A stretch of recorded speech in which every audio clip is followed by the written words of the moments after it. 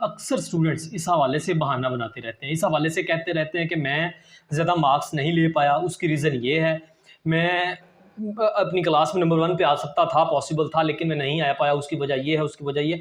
मतलब कि एक उनकी लंबी लिस्ट होती है कि मैं इस वजह से नहीं पढ़ पाया।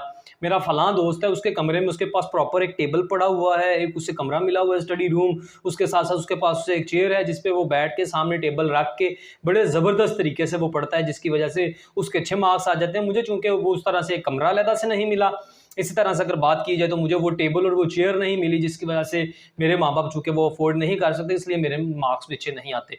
अगर मुझे ये सारी चीज़ें, ये सारी फैसिलिटीज़ मिलेंगी तो मैं अच्छा पढ़ पाऊँगा। उसे अच्छे टीचर्स मिले थे, मेरे टीचर्स अच्छे नहीं थे। इस वजह से मेरे अच्छे मार्क्स नहीं आए, इसलिए मैं अच्छे तरीके से नहीं पढ़ पाया।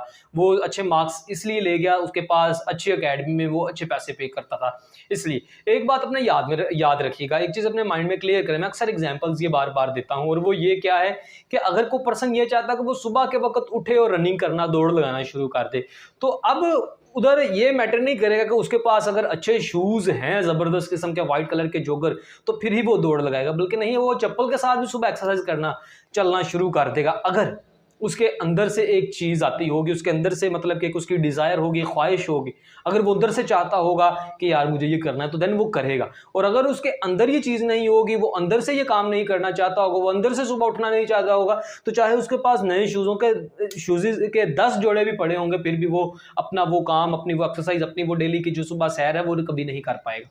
तो मतलब ये है बात करने का, किसी काम को करने के पीछे, स्टडी करने के पीछे ये सारे बहाने होते हैं। माँ-बाप अफ़ोर्ड नहीं कर सकते, अच्छी अकेडमी नहीं, अच्छे स्कूल नहीं, अच्छा फलाँ-फलाँ कुछ भी नहीं।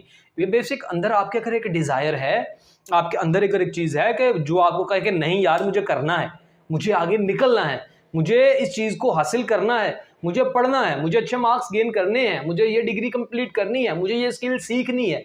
तो अगर अंदर डिज़ायर होगी तो बाकी सारी चीज़ें मैटर नहीं करेंगी, बाकी सारी चीज़ें इतनी टेंशन वाली बात नहीं होगी। लेकिन अगर अंदर आपके कुछ नहीं होगा, डिज़ायर नहीं होगी, नीड नहीं होगी, आप करना चाहते नहीं होगे, तो सारी की सारी चीज़ें भी अगर दुनिया की आपको सहूलतें मिल जाएँगे, आप फिर भी वो काम नहीं कर पाओगे। तो इसलिए अगर आप बेहतर तरीके से स्टडी करना चाहते हो, तो ये सारे बहाने बनाना आज ही छोड़ो और अपने अंदर पे काम करो।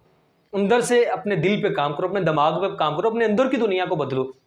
अंदर से अपने अंदर वो डिज़ायर पैदा करो, वो ख्वाहिश पैदा करो, वो विश पैदा करो कि यार मुझे अच्छे मार्क्स गेन करने हैं, मुझे अच्छे तरीके से स्टडी करनी है, मुझे आगे बढ़ना है ज़िंदगी में। तो जब अंदर वो चीज़ पैदा हो जाएगी, अंदर एक स्पार्क, अंदर एक आग लग जाएगी, तो फिर खुद ब खुद ही आप पढ़ने लग जाओगे। फिर ये चीज़ें मैटर नहीं करेंगी। जिस तरह से मिसाल दी कि आप सुबह के वक़्त अगर सैर के लिए जाना चाहते हो, तो फिर आप चले जाओगे, आप उठोगे चले जाओगे। आपको अगर चप्पल भी नहीं मिली, आप बगैर चप्पल के भी आपको चलना पड़े, आप चलोगे। क्यों? क्योंकि आपके अंदर डिज़ायर थी, आपके अंदर ख्वाहिश थी, आपके अंदर विश थी कि यार मुझे जाना है, तो आप चले जाओ।